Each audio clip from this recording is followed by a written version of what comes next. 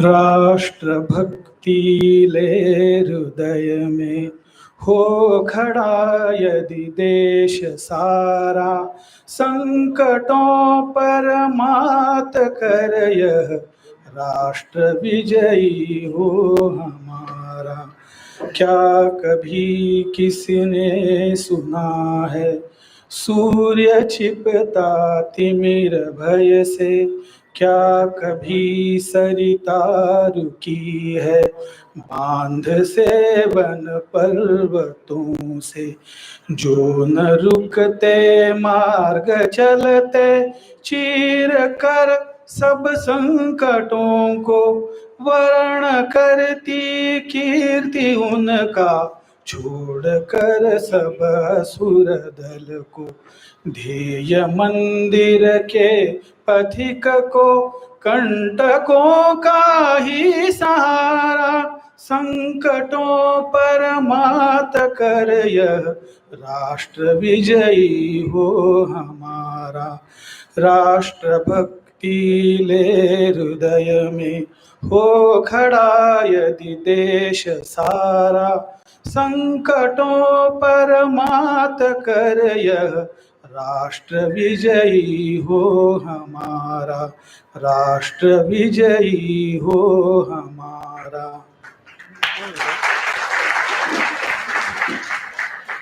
माननीय डॉक्टर मोहन जी भागवत, परम पूज्य सरसंघ चालक।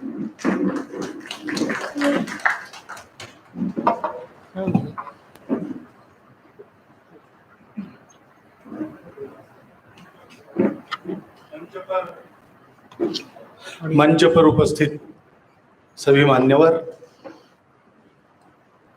आयुर्वेद व्यासपीठ के सभी कार्यकर्ता बंधु भगिनीगण, उपस्थित माननीय अधिकारी गण, नागरिक सज्जन, माता भगिनी, कोरोना के चलते जो नियमावली है उसमें अपने आप को ठूस ठूस कर बिठाकर हम जैसे जीवन में चल रहे हैं वैसे इस कार्यक्रम में भी ऐसा ही चलना पड़ रहा है। प्रसंग बड़ा आनंद का है। आयुर्वेद व्यासपीठ का अपनी एक वास्तु खड़ी हो गई। तो एक संगठन के यात्रा में एक पड़ाव हमने प्राप्त किया आगे बढ़ने के लिए, इसलिए आनंद भी है। और हमने काम करते करते संगठन को यहाँ तक लाया कि हमने अपनी वास्तु खड़ी कर ली। ये जैसे एक आनंद का विषय है, वैसे एक दायित्व का भी विषय आता है, और जिसका बहुत थोड़े शब्दों में आप सभी को स्मरण हमारे भूतपूर्व ज्येष्ठ कार्यकर्ता डॉक्टर वैद्य देव पुजारी जी ने आपको दिया है, उसी को मैं आगे बढ़ाता हूं। भवन यानी कुछ होना, या दूसरा भी अर्थ है कुछ न होना, दोनों बातें हो सकती हैं। जहां कुछ होता है वो भवन है, अथवा नहीं होता भवन न तब भवन है, ऐसा भी कर सकते हैं। परंतु हमारा संगठन जो चला है उसका एक उद्देश्य है, और वो उद्देश्य संगठन के द्वारा ही प्राप्त हो सकता है। बाकी सरकार वगैरह वगैरह सारी जो बातें रहती है वो सारे उपकरण सहायक हो सकते हैं, लेकिन मुख्य उसका प्रेरक जो एक शक्ति के रूप में काम करने वाली और वस्तु है वो तो अपने संगठन के कारण लोगों का बदला हुआ मन ये है। और आज विश्व को आवश्यकता उसकी प्रतीत होती है। कोरोना आया तो उसके कारण बहुत सारा पुनर्विचार दुनिया भर में लोगों के मन में शुरू हुआ। तो इसके चलते, और ये भी ध्यान में आ गया आयुर्वेद का महत्व क्या है। अपने देश की विशेषता यह है कि जो भी हमारा उस समय का ज्ञात विज्ञान था वो आज से कम था, ज्यादा था, ये एक देखने का, अभ्यास का, चर्चा का, विवाद का भी विषय हो सकता है। लेकिन जितना भी था उतना हमारे देश में झोपड़ी तक पहुंचा था। वो उसका शास्त्र नहीं बताया होगा, लेकिन उसका जो व्यवहार है वो बताया। जैसे अदोष का काढ़ा है, बक्कस या अडुलसा जिसको मराठी में कहते हैं, उसका काढ़ा ये और श्वास रोगों पर उपयोगी है। ये बात क्यों है, क्या काम करता है, वात पित्त कफ में कहाँ वो परिणाम करता है, ये सब मालूम नहीं है। लेकिन माताजी को घर में या दादी को मालूम है कि उसका काढ़ा बना के पिलाया तो सांस ठीक हो जाती है, अस्थमा और पेशेंट का अस्थमा बंद हो जाता है। तो व्यवहार मालूम, ऐसा हमने जितना विज्ञान हमको उस समय ज्ञात था उतना उसको पहुंचाया था। हमारे नित्य कर्म का अंग वो विज्ञान, यानी साइंटिफिक बिहेवियर ऐसा कहते हैं। तो वो आज के साइंस के संदर्भ में वैसा तो नहीं है, और जहाँ प्रगत विज्ञान है वहां भी नहीं है। लेकिन हमारे यहाँ जितना भी हमारा विज्ञान था उस समय उतना ही बाकी रहे और कुछ ना रहे, ऐसा मैं नहीं कह रहा हूँ। उस समय जितना हमारे पास था वो हमारे आचरण में आया। तो पैर धो के अंदर आओ। कोरोना आने के कई हजार साल पहले हमारे यहाँ ये आदत लगाई गई। ऐसी कई छोटी छोटी बातें आई। ये क्यों आया है, इसके लिए कोई संगठन बना, उसने काम किया। उस समय संगठनों के नाम देना, उनके भवन बनाने की बातें नहीं थी। लेकिन आज भी हम देखते हैं कि अब उनका ज्ञान भी कुछ लुप्त तो हुआ होगा, पता नहीं। लेकिन जिनको हम घुमंतु जमात कहते हैं, नोमैडिक ट्राइब्स, ये सब लोग कौन है? उन्होंने अपने जीवनोपयोग में एक एक विधा को पकड़कर उसके जन जन तक प्रचार प्रसार के लिए घुमंतु होना स्वीकार किया। ऐसे ये व्रतस्थ लोग हैं।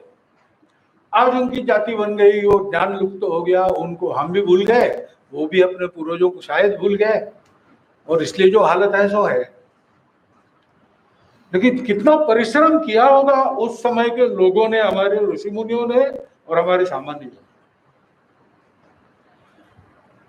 आयुर्वेद के लिए, क्योंकि उसको विश्व में उसकी आवश्यकता मानी जाती है, तो उसको सारे विश्व में इस प्रकार प्रचारित प्रसारित करते हुए सबको निरामय बनाने के लिए ऐसे व्रतस्थ प्रयासों की आवश्यकता है। और ये दूसरे कोई नहीं कर सकते। जिन्होंने आयुर्वेद को सीखा है आज, उनके करने से ही होगा। बाकी भी लोग कर सकते हैं, लेकिन जिन्होंने आयुर्वेद सीखा है वो करेंगे तो परिणाम होगा। तो शुद्ध आयुर्वेद की चिकित्सा करना वगैरह वगैरह सारी बात है। लेकिन और एक बात है, आयुर्वेद अपना बहुत प्राचीन शास्त्र है, उसका एक अपना शास्त्र है। जैसे एलोपैथी का अपना एक शास्त्र है, आयुर्वेद का भी अपना एक शास्त्र है, उसके अनुसार वो चिकित्सा करता है। देखा ही जाता है एलोपैथी में कई रोगों पर इलाज नहीं जो आयुर्वेद में है। ऐसा भी देखा जाता है कि कई बातें और फट से ठीक करने का सामर्थ्य एलोपैथी का भी है। ये गलतफहमी है कि आयुर्वेद हमेशा देर लगाता है परिणाम लाने में, ऐसा नहीं है। वो औषध योजना पर निर्भर करता है, तुरंत इलाज भी वहां होता है, एक्यूट बीमारियों का भी होता है। परंतु एकदम तात्कालिक उपाय वो करना। अभी प्रवास से उतरा आज दोपहर, अगर तुरंत आना पड़ता है, गाड़ी आधा ही घंटा लेट हुई, ज्यादा लेट होती, शायद यहाँ तुरंत आना पड़ता, तो मैं स्नान नहीं करता, मैं मुंह धो के बाल बना के आ जाता। तो लगता नहीं किसी को, अगर तिलक लगा लूं तो स्नान हुआ है क्या आपका, ऐसा कोई पूछेगा नहीं, मान लेंगे लोग। ये भी करना पड़ता है ना कभी कभी, तो उसका उपाय, ऐसे उपाय एलोपैथी में भी है। नहीं पूरा ठीक से स्नान स्वच्छता शुचिर्भूत होकर पूजा ध्यान वगैरह सब करके आओ, इतना ही फर्क है। लेकिन पैथियों का अहंकार ये आदान प्रदान नहीं होने देता, वो ज्ञान को छुपा के रखने के लिए बाध्य करता है जनता को।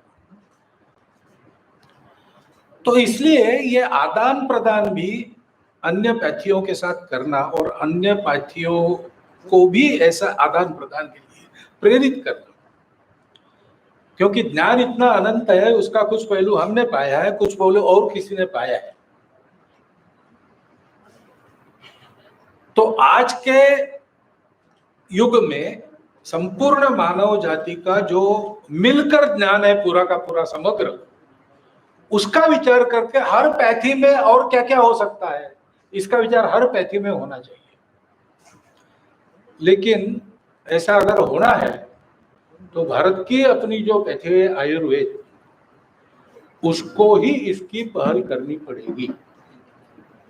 वही कर सकते हैं और उनके करने से बाकी विश्व अनुकरण करेगा, क्योंकि इसके लिए जो मानसिक तैयारी चाहिए, जो मन का बनना है इस प्रकार से, वो हमारे यहाँ है, बाहर नहीं है। ये सत्य बात है। फिर आयुर्वेद की विशेषताएं, दो विशेषताएं मुझे लगती है, यानी आप लोग तो सब उसके जानकार लोग हैं तो आप ज्यादा बता सकते हैं, लेकिन बाहर से देखते समय मुझे लगता है कि बहुत से प्रचलित पैथियों की, सबकी नहीं, बहुत से उनकी है, वो है स्टैंडर्डाइजेशन।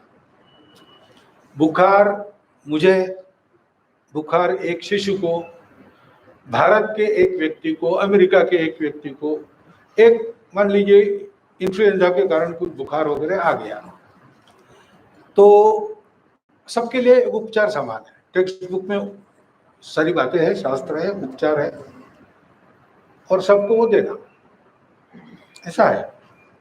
उसके भी कुछ कारण है, उसका भी एक मायना है, उसका भी एक स्थान है। लेकिन आयुर्वेद की विशेषता है कि आयुर्वेद व्यक्ति परक उपचार करता है, यानी यहाँ कस्टमाइजेशन, स्टैंडर्डाइजेशन नहीं। औषधियों का भी विचार ऐसे होता है कि मैं चंद्रपुर का रहने वाला हूँ, वहाँ पला बड़ा हूँ, मेरा शरीर और वहाँ के और सारे वायुमंडल से बना है, वहाँ की मिट्टी से बना है, तो हो सकता है कि कुछ बातें मुझे वहीं के वनस्पतियों की लागू पड़ेगी। ये विचार अन्यत्र नहीं अपने पास है, और ये भी उतना ही सत्य है, अनुभूत सत्य है, शास्त्र है इसके पीछे। दूसरी बात है कि आयुर्वेद ये प्राथमिक चिकित्सा और दूसरी प्राइमरी और सेकेंडरी केयर जिसको बोलते हैं, इसमें बहुत कम खर्चे में सबको उपचार दे सकता है। आज स्वास्थ्य और शिक्षा दो बातें ऐसी है कि वो सबको मिलनी ही चाहिए, क्योंकि वो पाने के लिए लोग कुछ भी करने के लिए तैयार रहते। नहीं, दुर्भाग्य है कहीं कहीं सरकारी अस्पतालों पर विश्वास रहता नहीं। कुछ अनुभव की बात है, ऐसा हुआ है इसलिए विश्वास नहीं है, और कुछ उसके कारण जो हवा बनी उसका भी है। इतने अविश्वास पात्र नहीं है हमारे सरकारी अस्पताल में, परंतु है एक वातावरण। तो मेरे परिचय के डॉक्टर ने और कहा एक को, भैया हृदय की शल्य क्रिया करनी पड़ेगी, मेरे यहाँ करोगे तुमको खर्चा बहुत आएगा, तुम सरकारी अस्पताल में जाकर कर लो, मैं जानता हूँ वहाँ ठीक होगी। उसने कहा नहीं, मेरा विश्वास नहीं, मैं अपना घर बेचूंगा लेकिन आपके यहाँ महंगी चिकित्सा करूंगा। इतनी तैयारी लोगों की रहती है अपने स्वास्थ्य को बचाने के लिए, वो कुछ भी करने के लिए तैयार हो जाए, क्योंकि वो आवश्यकता है, जीवन आवश्यक। तो ऐसा होने के लिए चिकित्सा उनके पास पहुंचने वाली, सुलभ और उनको सस्ते में उपलब्ध हो, ऐसी होनी चाहिए। वो अगर किसी को संभव है आज की तारीख में भारत में, तो आयुर्वेद को संभव है। होम्योपैथी की भी ऐसी विशेषता है, कस्टमाइजेशन भी होम्योपैथी में होता है और सस्ता भी है। और स्वास्थ्य ये बहुत बड़ी आवश्यकता है। अपने जैसे इतने बड़े देश में 7.25 लाख गांवों में 130 करोड़ लोगों तक अगर ये प्राइमरी और सेकेंडरी स्टेज पे चिकित्सा ठीक होने लगी, सबको सुलभ रही और सब पा सके, इतनी सस्ती रही, तो टर्शरी तक आएगा ही नहीं व्यक्ति। पहले ही बीज में ही उपचार हो जाता है तो रोग बढ़ने के पहले ही उसका ठीक हो जाता है, उसको आगे जाना नहीं पड़ेगा। इस आवश्यकता को देश की आयुर्वेद पूरा कर सकता है। ये कुछ विशेषताएं आयुर्वेद की है, इसलिए मैंने जो कहा व्रतस्थ प्रयास, ऐसा हो के, अब व्रतस्थ यानी कैसा होता है, तो हमारे यहाँ बहुत पहले ऐसी व्यवस्था थी कि 10-5 गांवों को मिलकर एक वैद्य होता था, परंपरागत वैद्य उनके घरों में रहते, वो निःशुल्क चिकित्सा करता था और वो 10-15 गांव मिलकर उसके जीवन में अपन की, उसके योगक्षेम की चिंता करते थे। वो व्रत के नाते करता था। कैसे करता था, तो उसको पता चले उन 10-15 गांव में कोई बीमार है तो बिना बुलाए वो पहुंच जाता था, उसका वो कर्तव्य था। और कोई बीमार है और आनाकानी कर रहा है तो उसको पकड़ के उसकी चिकित्सा करता था। देश का प्रत्येक व्यक्ति स्वस्थ रहना चाहिए, इसलिए वो प्रयास करता है। अब अभी समय तो बदल गया है, जो मैं कहता हूं कि देशकाल परिस्थिति बदली है तो कुछ हमको भी उसके साथ बदलना चाहिए, उसमें ये भी बातें कुछ आती है। तो बिल्कुल वैसे तरीके से नहीं कर सकेंगे, लेकिन वही कर सकेंगे ऐसा नया तरीका कौन सा है, ये हम लोगों को खोजना पड़ेगा। और सबसे बड़ी इसी तर्ज पर आगे बढ़ते हैं तो आयुर्वेद की विशेषता यह है कि इलनेस का विचार बाकी जगह की पैथियों ने बहुत किया है, लेकिन वेलनेस का विचार मुझे लगता है केवल आयुर्वेद ने किया है। स्वास्थ्य वृत्त नाम का प्रकरण अन्य किसी पैथी के शास्त्र में, मेरा अज्ञान होगा लेकिन मैंने अभी तक नहीं देखा। आहार विहारों को कैसे रखना ताकि बीमारी दूर रहे, सामाजिक और व्यक्तिगत स्तर पर इसका प्रबोधन सारे समाज को देना, इन दिशा में अपने संगठन को बढ़ाते हुए हम चलेंगे इस दिशा में, तो फिर जो हम कहते हैं कि संपूर्ण विश्व को निरामय बनाने के लिए संपूर्ण दुनिया के चिकित्सा शास्त्र मिलजुल कर आयुर्वेद के साथ चलेंगे, आयुर्वेद नेतृत्व करेंगे।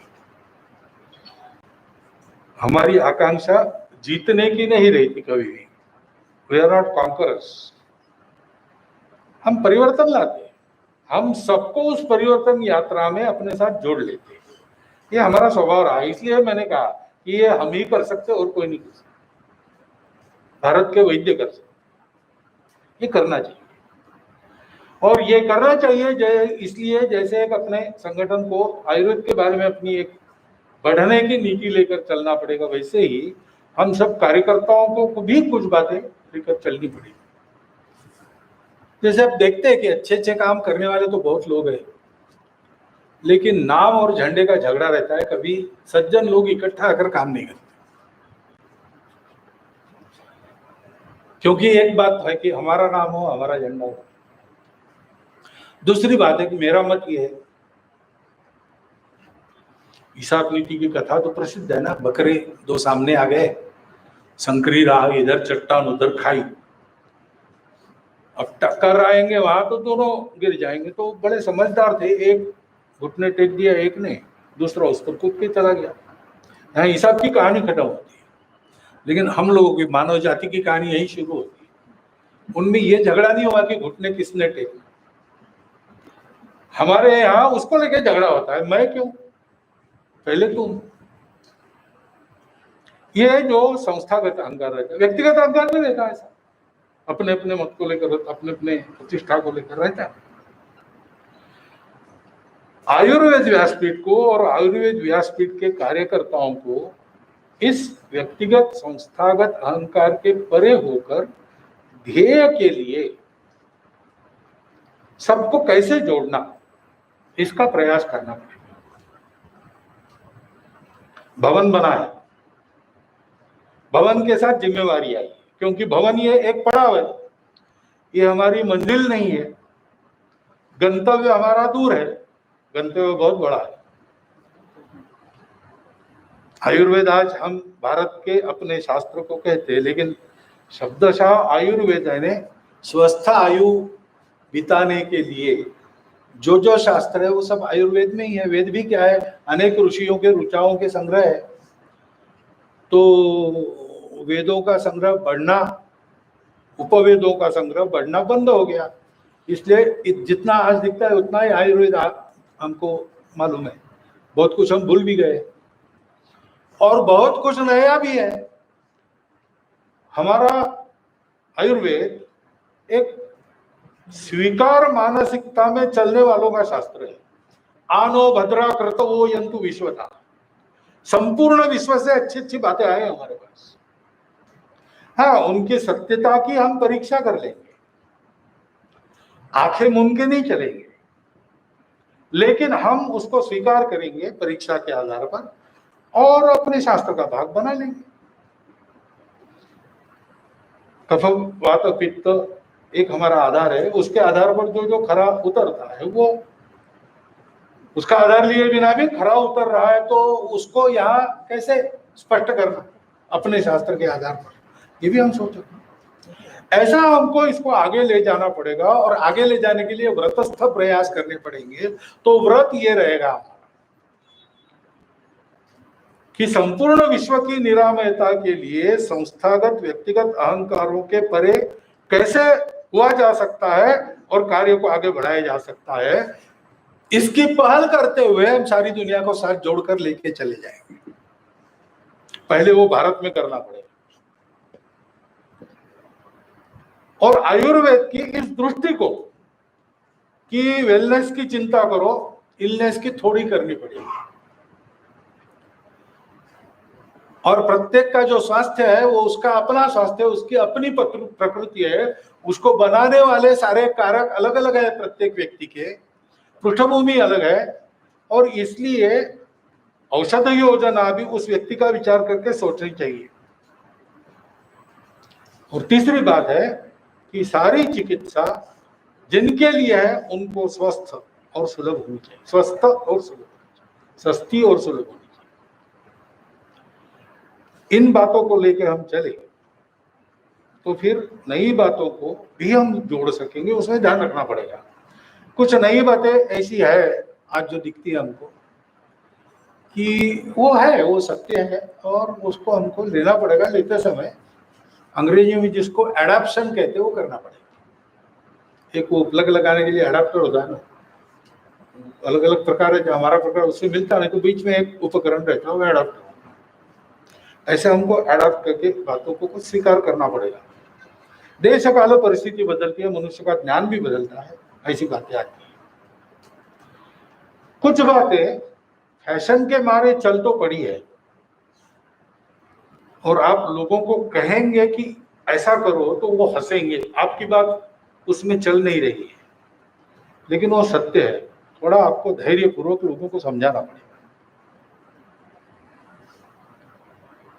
तो देशी गाय के दूध के बारे में और भी देशी गाय के बाकी सब पंचगव्य के बारे में, और एक समय था बहुत पुराना है, 10 साल 15 साल पहले इसकी बातें करते तो लोग हंसते थे, लेकिन आज उसके रिसर्च पेटेंट्स वगैरह सारा बन रहा है और प्रचलन में भी आ रहा है। धीरे धीरे लोकमानस बदलता है और जो चल रहा है उसमें जो सत्य है उसको स्वीकार करता है।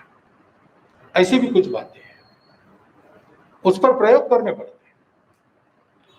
और कुछ बातें ऐसी है कि जो विभिन्न कारणों के लिए असत्य कुछ दिन चलते रहता है। अब ऐसे ऐसे होता है दुनिया में, मालूम है हम सबको कि काल्पनिक बीमारियां भी हो जाती है और काल्पनिक दवाइयां खपे इसलिए उनका प्रचार किया जाता है, या अपना प्रोडक्ट खपे इसलिए किस प्रकार का एडवर्टाइजमेंट होता है। एक प्रकार की अंधश्रद्धा है वो कि साबुन लगाने से क्रिकेट मैच जीतता है, ऐसा चलता है। हम देखते टीवी पर कई ऐसी आती है। उसके कारण कुछ बातें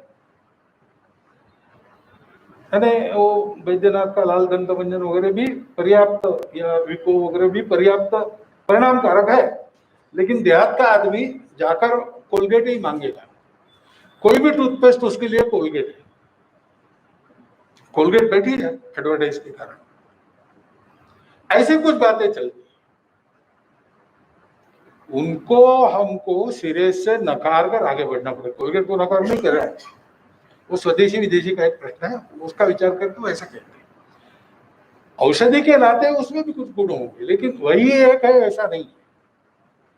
इसको ध्यान में रखकर जो नया हमारे सामने है उसमें सत्य असत्य की परीक्षा करके प्रमाण के साथ जो खरी उतरती है उसको स्वीकार करके उसको आत्मसात करके आगे बढ़ाना, ये भी करना पड़ेगा।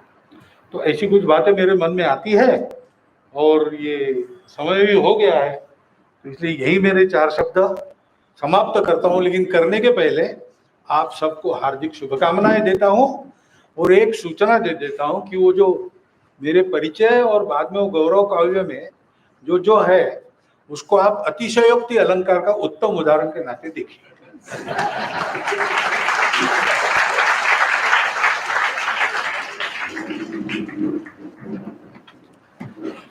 धन्यवाद सर, हम उपकृत हुए।